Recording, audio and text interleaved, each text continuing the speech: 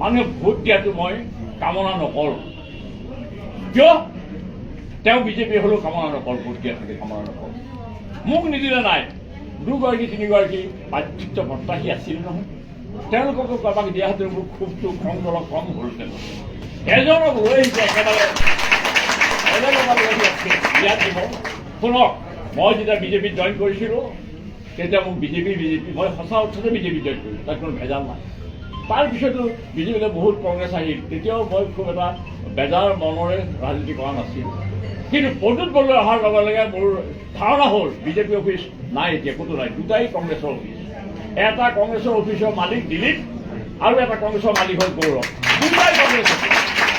দুটা যদি কংগ্ৰেছৰ অফিচ মইনো বিজেপি কৰি ক'ত কৰিবি তেতিয়াহ'লে?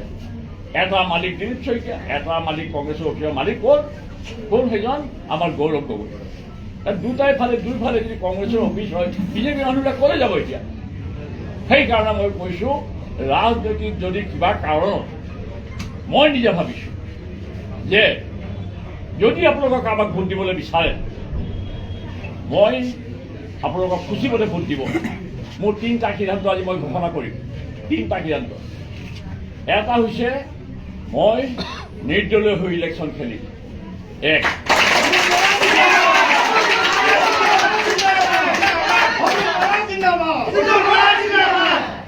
নহ'লে দুই, মানুহ মই নাপালে মই মীৰা বৰঠাকুৰকে ছাপোৰ্ট কৰিম, দুই।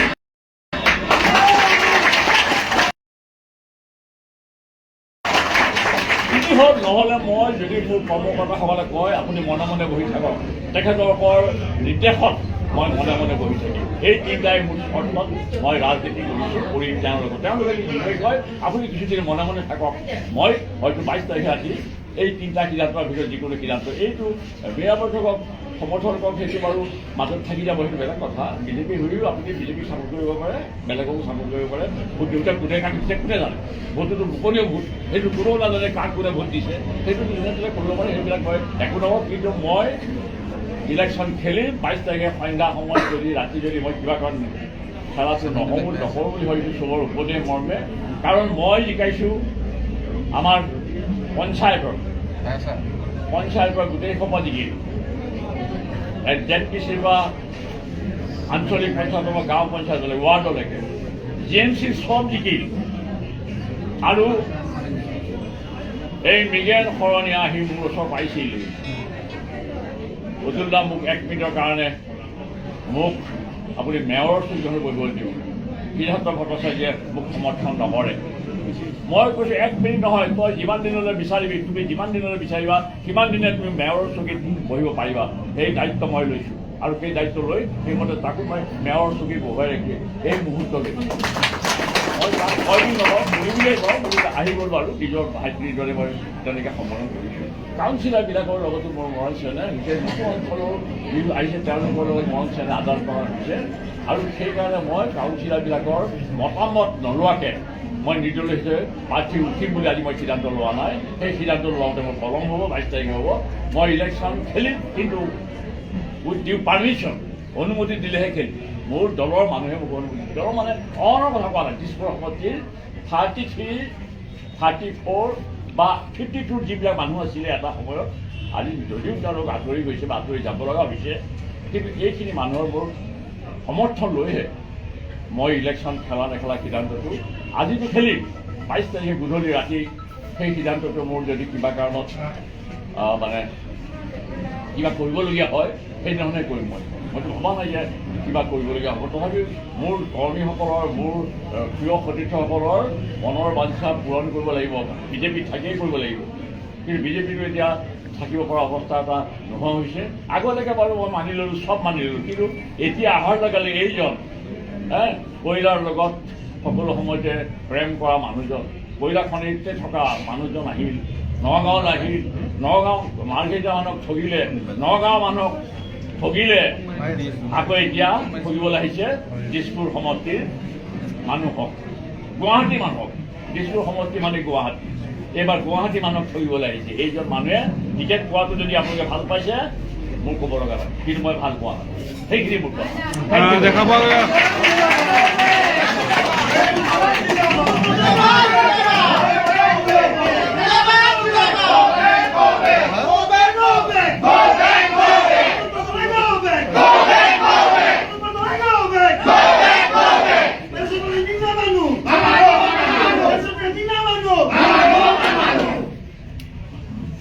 এতিয়া কেৱল হয় কেৱল কেৱল দিছপুৰ সমষ্টিয়ে নহয় অকণমান বহি ল'লে আমাৰ কেইটামান প্ৰশ্ন হয় পিছফালে চৰকাৰ মই ভাল পোৱা নাই, চাই পেলাই ভাল পাই আছো। হয় নিউ গুৱাহাটী সমষ্টিটোৰ নতুন মুখৰ প্ৰাৰ্থী নিউ গুৱাহাটী সমষ্টিটোৰ নতুন মুখৰ প্ৰাৰ্থী দিয়া হ'ব বুলি আমি গম পাই আছো। অনা অসমীয়া এগৰাকী প্ৰাৰ্থীৰ নাম ওলাই আছে, আপোনালোকে বিজয় গুপ্তাৰ কথা ওলাই আছে। গতিকে গুৱাহাটীবাসী হিচাপে আপোনালোকে সেই বিষয়টো কি হিচাপে কেৱল নিজৰ সমষ্টিৰ কথাটো ক'লে? গুৱাহাটীটো চেণ্ট্ৰেল গুৱাহাটীৰ কথা মই দলক এৰি দিছোঁ, কিন্তু দিছপুৰ সমষ্টিটো মই দলক এৰি দিব নোৱাৰো। সেইটো আমাৰ দিছপুৰ সমষ্টিৰ মানুহৰ ইচ্ছামতে সকলো ক্ষেত্ৰতে ভোটাৰ ৰাইজক, দলৰ কৰ্মীক, দলৰ মানুহক বুজি কাম কৰিব লাগে। বুজি কাম নকৰিলেও আজি দুটা অফিচ হৈ যাব কংগ্ৰেছৰ, এটা অফিচো আমাৰ বিজেপিৰ কাৰণে নাথাকিব।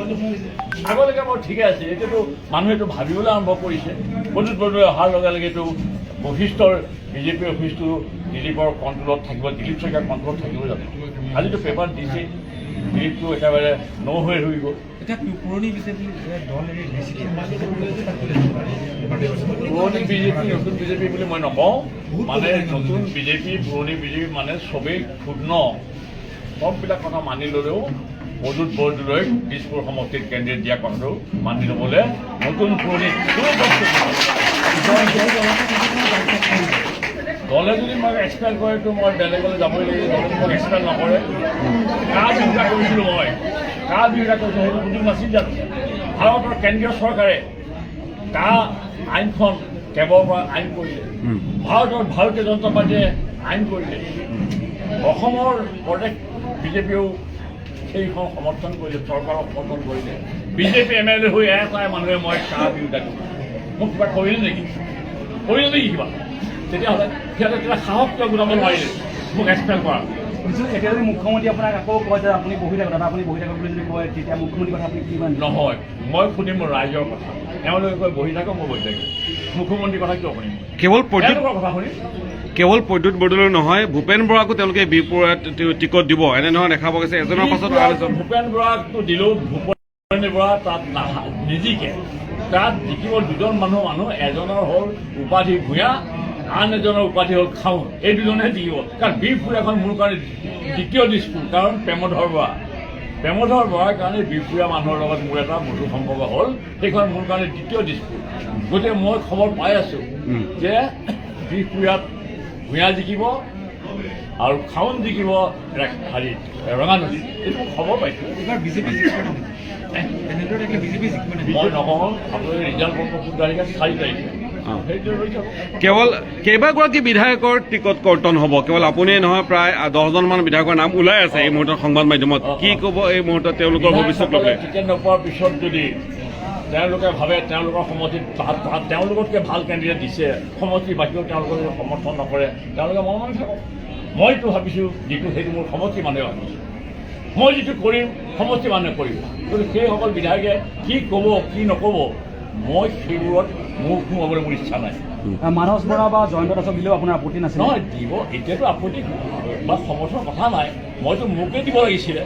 যদি কিবা কাৰণত তেওঁলোকে ভুল কৰিলেও ভুল কৰাৰ ফলত যদি জয়ন্ত দাসে মানস বৰা কোনোবা এটা তাতে আহি পেলাই টিকেটটো কৰিলেহেঁতেন, তেতিয়াহ'লে আমাৰ মানুহবিলাকৰ ক্ষোভ নহ'লহেঁতেন। মোৰতো ক্ষোভ থাকিবই, কাৰণ মোকেই টিকেটটো লাগে, কাৰণ মই 31 সময় ইলেকশ্যন নেখেলোঁ বুলি ভাবি আছোঁ।